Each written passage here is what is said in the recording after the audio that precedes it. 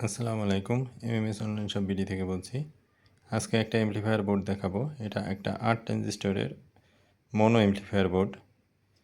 এই অ্যামপ্লিফায়ার বোর্ডগুলো 8 ট্রানজিস্টর সাধারণত প্রতি ট্রানজিস্টরে 50 ওয়াট হিসেব ধরা হয়।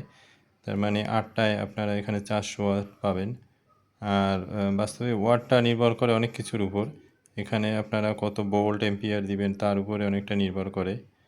আর ট্রানজিস্টর বোর্ডগুলোয় সাধারণত সেফটি থাকে অনেক, যেটা আইসি বোর্ডগুলোয় একটু ভোল্টেজ উল্টোপাল্টা হলেই আইসিগুলো নষ্ট হয়ে যায়।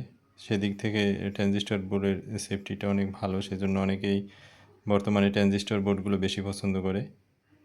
আর ক্লাস ডি অ্যামপ্লিফায়ারগুলো আসলে লংজিবিলিটি বেশি একটা ভালো হয় না, সেজন্য ক্লাস ডি অনেকে পছন্দ করে না। সাউন্ড কোয়ালিটি ভালো হলেও ওটার লংজিবিলিটি ভালো না। আর সাউন্ড সিস্টেম সবার একটা শখের জিনিস থাকে, সেহেতু একটা শখের জিনিস যাতে লং টাইম এটা সাস্টেন করে সেদিক বিচার করে অনেকেই এই ধরনের বোর্ডগুলো পছন্দ করে। এখনও অনেক দামি দামি অ্যামপ্লিফায়ার বোর্ডগুলোই দেখবেন আপনারা এই ধরনের স্ট্যান্ডার্ড চিপস বলে এগুলোরে, এই বড় বড় চিপস যেগুলো থাকে পার্টসগুলো, এই চিপসের সার্কিট লাগানো থাকে অনেক ভালো ভালো অ্যামপ্লিফায়ারগুলোয়। হ্যাঁ, আমাদের ওয়েবসাইটে এই ধরনের অনেক ধরনের আপনারা অ্যামপ্লিফায়ার দেখতে পারবেন।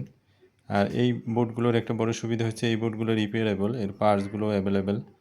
আর আমাদের সমস্ত বোর্ডের পার্টস আমাদের কাছে থাকে, যদিও আমরা পার্টস লুজ সেল করি না, কিন্তু আমাদের বোর্ডের কারো সমস্যা হলে আমাদেরকে বললে আমরা পার্টস সাপোর্ট দিই।